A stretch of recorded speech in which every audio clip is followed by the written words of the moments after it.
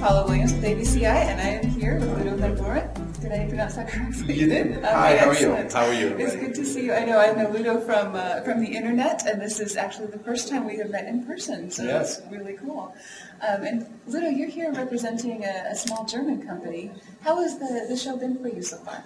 It's been fantastic. I mean, as you probably know, this is a record show in terms of attendance, 26,000 people and 900 exhibitors and so on. Exactly. And so for a small company, how do you break through? How do you come in through, a show like this? And I think it has been extremely successful. We've been able to target the people we wanted to see. We came in with a list of 90 people we wanted to talk to. So far, after a day and a half, we're already three-quarters through the process. So it's been very effective.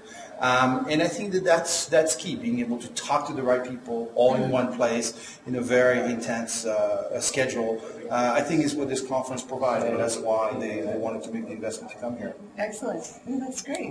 Now, one of the things that I think is important in this conference that has been different, and I must say this because I am very, very excited about what they've done, is NBA has provided a new app for the smartphones.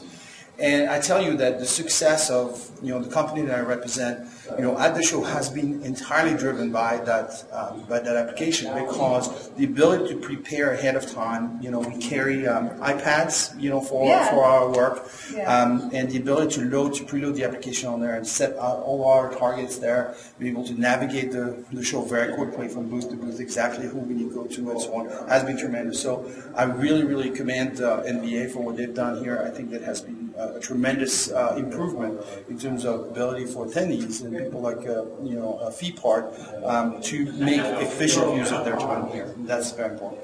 Right. Yeah, it's been a really handy innovation, and it's also a good way to get people introduced. A lot of folks think aviation people are not interested in social media and are not interested in these kinds of things, but this really shows some of the uses to that audience, which is great. Yeah, absolutely. And I think, there's still a little bit, I posted some pictures yesterday of people that were doing it the old way, to show the contrast. And, the map of this, the map is like huge. It's almost as tall as me. And there's the book that's 300 pages, and they were going through, I heard stories yesterday from the NBA that at their registration that somebody came in, asked for the map, and pulled up a magnifying glass to go look and the woman finally said, look, I'll just take my phone and I'll show you on the map where it is. But I think that those are the kind of improvements that are necessary because there's such a dichotomy, between the companies that come here, from very small companies to very large companies. But of course, innovation, which is what everybody is about, this has nothing to do with how much money you put in marketing. You have small companies that have tremendous products. They're all about innovation, and maybe they spend 100% of their marketing budget into coming to NBA. So how can they shine? How can they take advantage of this? And I think that technology, in particular, the internet, the web, and technology in general will help them shine through. If you see some of the things like Duncan Aviation, I'm a big fan of what they've done. I think there's a tremendous example of how to take advantage of that technology to promote yourself. And that's what the company I represent is doing here. And I think that's what a lot of what you're doing for your customers as well. Trying to bring them through this new generation. Yeah. So as a consultant, you've been doing a lot of work with this sort of technology. It sounds like is that what you absolutely. Do as a yeah. So I was with Exostar in the past, and Jepson prior to that. So major companies, and then in 2008 I became an independent consultant.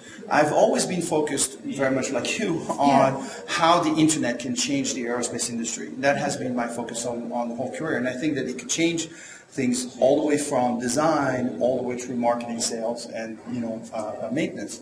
And so there are a lot of applications, and throughout the years I've seen that accelerating, and certainly in the last 2 years it has been a tremendous achievement.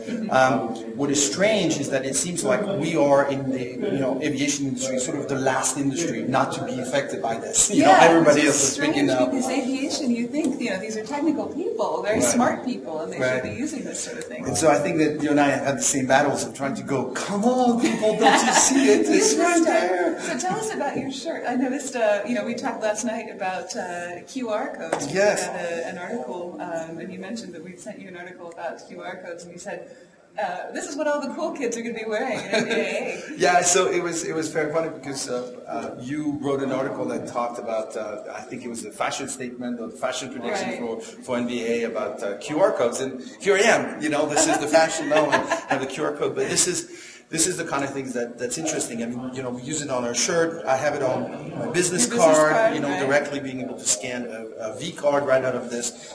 This gives you access directly to a little drawing, but also, information about the company.